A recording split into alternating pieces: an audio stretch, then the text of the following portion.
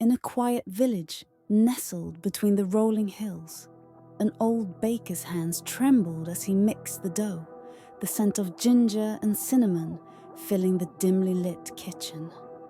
His wife had long since passed, and his only son had been taken by the cruel hands of fate many winters ago. The silence in his home had grown heavy, wrapping around him like a thick, suffocating fog. It was not the kind of silence that brought peace. It was the absence of laughter, of mischief, of life. So he decided to make something to fill it. He shaped the gingerbread boy with care, pressing raisins for the eyes, carving a wide, playful grin, and tracing delicate icing curls along its edges. As he placed the dough into the oven, he chuckled to himself, remembering how his son used to play tricks on him, hiding his rolling pin, swapping sugar with salt, stuffing flour into his shoes. A wistful sigh escaped him. If only he were here to laugh again. Just as he turned away, a faint chuckle echoed through the kitchen. The baker froze, his heart skipping a beat. He spun around, but the room was empty. Shaking his head, he muttered, "Just my old mind, playing tricks on me." The oven door creaked open behind him. He had stepped into the next room to rub his weary eyes, unaware of the small shadow that slipped from the tray. When he returned, the tray was empty. Deep in the woods, a cunning fox lounged beneath an old oak tree, his sharp eyes scanning for mischief. His ears perked at the strange sound of laughter, high-pitched, playful, and utterly out of place. From the undergrowth tumbled a peculiar little figure, golden brown and grinning. Well, well, the fox mused, tilting his head. A walking treat. How rare. The gingerbread boy placed his hands on his hips. I'm no treat. I'm a prankster. And I'm on an adventure. The fox chuckled. A prankster, you say? Now that is interesting. What kind of mischief do you make? The gingerbread boy smirked. The fun kind. I just need a place to pull them. The fox's tail flicked, an idea forming. I know just the place. A village full of people just waiting to be fooled. And I must say, I do love a good trick. With that, the fox led his new companion to town. The gingerbread boy wasted no time. As soon as he reached the village, the pranks began. At the milkmaid's cart, he swapped her milk pails. She shrieked when she poured a bucket of water instead of fresh cream. What in the... she gasped, turning to see the little cookie rolling with laughter. Oh, your face, priceless, he giggled before dashing away. Next, he found a farmer tending his sheep. With a mischievous smirk, the gingerbread boy clapped his hands and mimicked the call of a wolf. The sheep scattered, bleating in terror, as the farmer cursed and scrambled to gather them. You little scoundrel, the farmer bellowed. But the gingerbread boy was already sprinting toward town, laughing so hard his icing nearly cracked. The fox followed, watching with delight. Later, he sneaked into the blacksmith's forge and swapped his cooling water with sticky honey. When the blacksmith plunged his tongs into the bucket, they stuck firm. What devilry is this? He roared, hearing the distant laughter of the gingerbread boy echoing through the streets. With every prank, a strange warmth filled the gingerbread boy, a feeling that this was what he was meant to do. But why? Where had he learned to be this way? The memories tickled the edges of his mind, just out of reach. That night, as the gingerbread boy and the fox sat on a quiet hill overlooking the village, the laughter finally settled into something softer. The fox, noticing the shift in his companion's demeanor, tilted his head. "You look like someone lost in a memory." The gingerbread boy let out a small sigh. "I guess I am."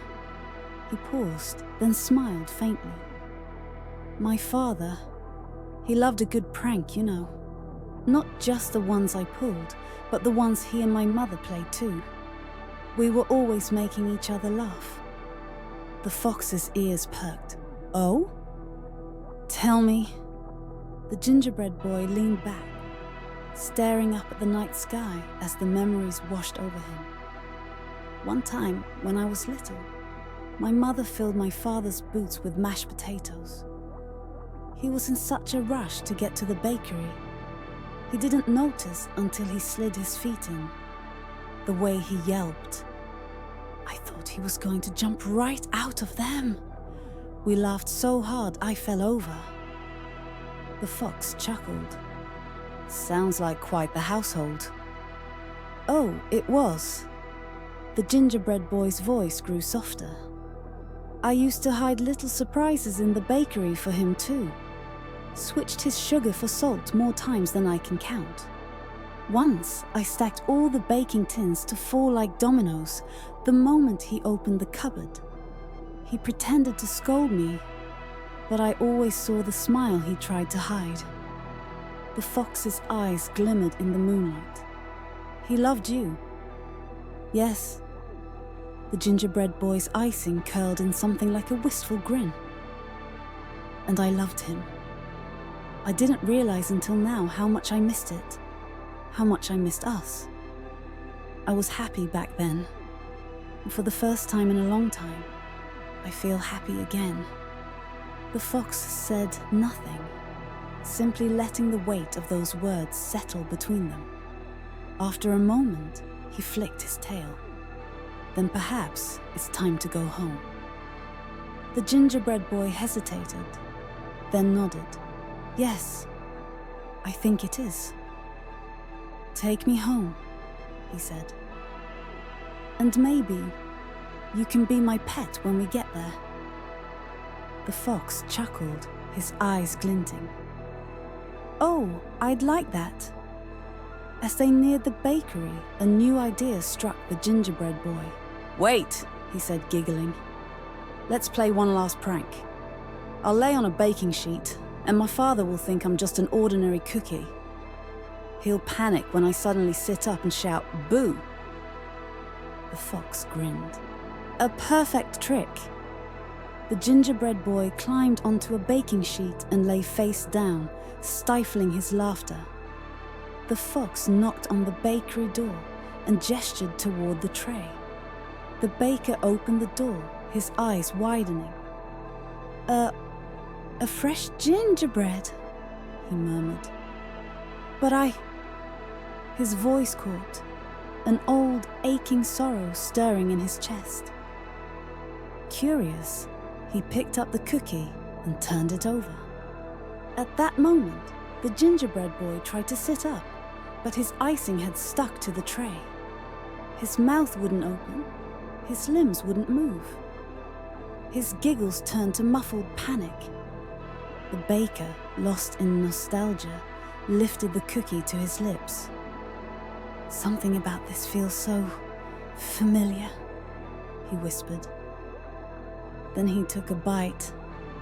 The gingerbread boy tried to scream, but his voice was trapped in sweet spice silence. The warmth faded. The laughter died. The baker chewed slowly. Then he froze. His heart clenched. A sound, a whisper of laughter, an echo of a memory, fluttered through his mind. His hands trembled as he looked at the half-eaten cookie. A familiar, playful grin. Raisin eyes, now empty. The fox sat quietly, watching before murmuring, "Oh dear, you didn't know?" The baker's breath hitched. His knees buckled as he fell to the floor. No, it can't be." The fox stood, shaking dust from his fur. You made him well, old man. A perfect likeness. Same spirit. Same laugh. A son after all. The baker clutched the crumbs in his palm. The kitchen had never felt so empty. And outside, the wind carried the faintest echo of laughter fading into the dark. Thank you for joining us in the world of Twilight Fables. If you enjoyed this tale and want to hear more stories like this, please subscribe and hit the notification bell for more.